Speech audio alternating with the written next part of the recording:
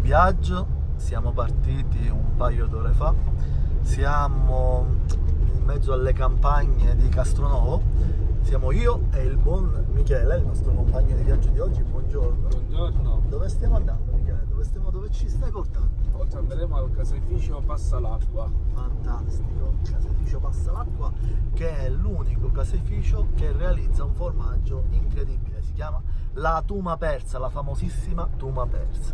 Oggi siamo dal maestro dei formaggi, siamo a Castronovo e parliamo di Tuma Persa.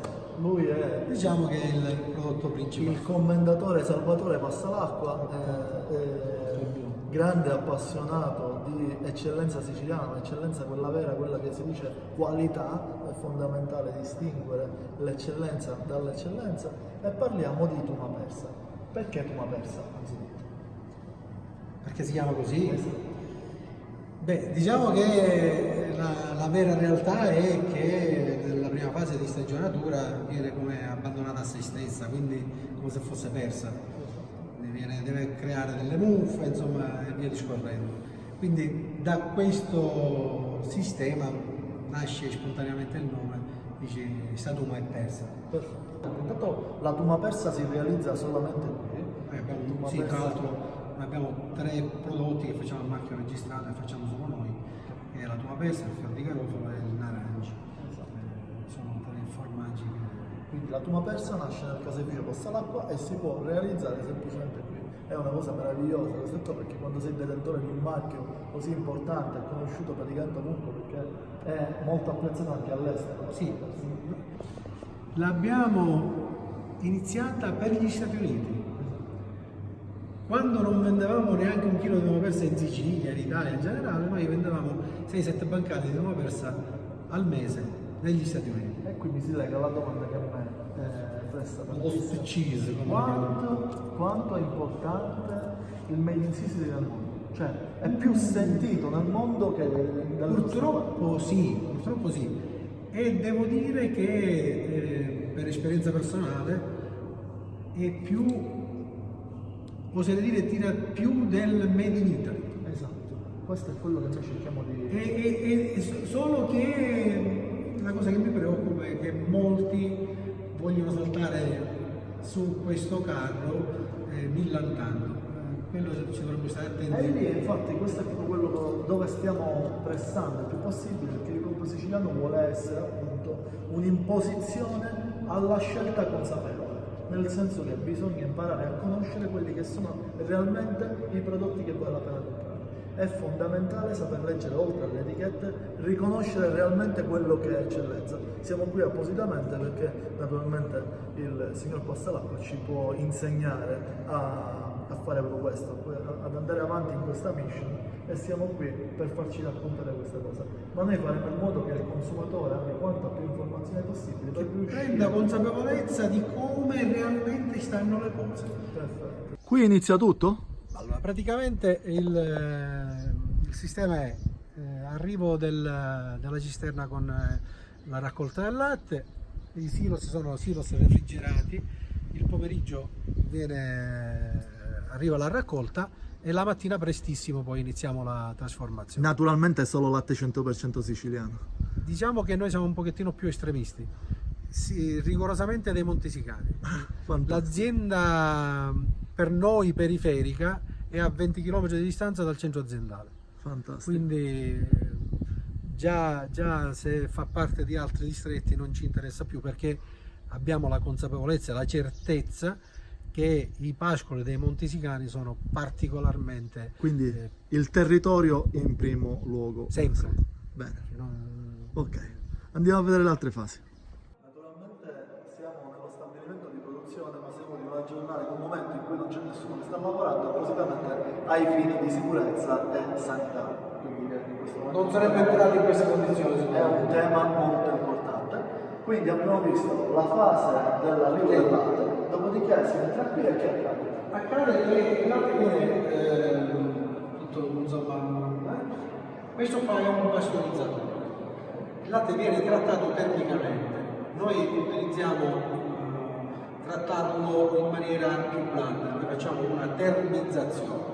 Termizzazione significa un trattamento termico a 64-65 gradi. Dopo la rottura avviene lo scarico nei doppi fondi, queste sono le stampiere, insomma, che va a distribuire la cagliata dentro gli stampi. Dalla canalora poi si passa a quei doppi Ai fondi. doppi fondi che servono per fare la ricotta praticamente. Qua, Quanti formaggi si realizzano qui?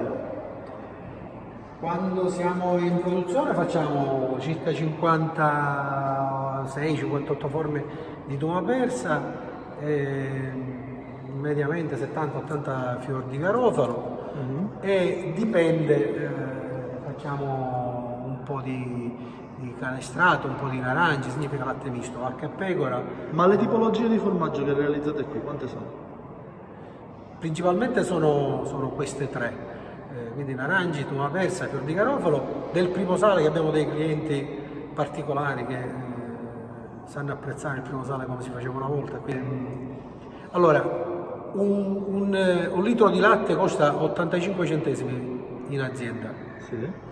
Per fare un chilo di primo sale fresco, significa a produzione di oggi, la pesi domani mattina, ci vogliono 6 litri di latte. Quando lo sali perde il 3%, poi lo devi asciugare e confezionare. Ok. Significa che ti costa costo 5,40 euro, 5,50 euro. Quanto lo decidete vendere? Giustamente. Io lo vendo a 7 euro, quel poco che facciamo lo vendo a 7 euro. Normalmente il prezzo del primo sale in giro è a 4,50 euro. Ora, fatti tu punto tu, Esatto. se si può fare. Dottore Passalacqua, una domanda. Cosa vuol dire latte nobile? Lo dice la stessa parola, latte nobile è ottenuto da animali principalmente al pascolo e quando non sono al pascolo sono alimentate con del fieno prodotto in azienda con piccolissime quantità di concentrati tipo fave, orzo, preferibilmente autoprodotto in azienda. Sono animali che vivono felici, che normalmente voi in TV non vedete. Non è altro che quello che si faceva in Sicilia o in tutto il resto d'Italia 50 anni fa. Esatto. Riprendiamo la tradizione. Riprendiamo la tradizione, ma perché è a beneficio e degli animali e dell'uomo. Esatto. Bene. Prossimo passaggio, dove andiamo? Prossimo passaggio, quindi abbiamo, qua facciamo la ricotta che in parte poi sarà venduta all'industria, tra virgolette, di trasformazione che fanno crema di ricotta zuccherata e in parte la trasformiamo noi perché abbiamo dei clienti di crema di ricotta zuccherata. E apriamo il nostro appuntamento con il brano dal titolo Vieni a San Diego Kids. Siamo nel Cavò, signori, guardate che meraviglia, la meraviglia assoluta del... come si può definire? Tra il profumo, la temperatura praticamente è quello che c'è praticamente nel paradiso. Cos'è? Questa è tuma persa, Questa è tuma persa, signori. questa è la nostra tuma persa. La tuma persa. Ci racconti le particolarità di questo formaggio? La tuma persa, come abbiamo accennato prima, è un prodotto che nasce, diciamo, viene caratterizzato dall'inizio con la, possiamo usare un termine, la coltivazione delle muffe sopra il prodotto e sono dei momenti importanti. Se non controlli bene il primo periodo di vita non riesci a fare tuma persa.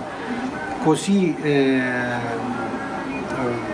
forse non abbiamo specificato che è quelle sono muffe nobili. Muffe nobili. Questa parola nobile torna sempre più...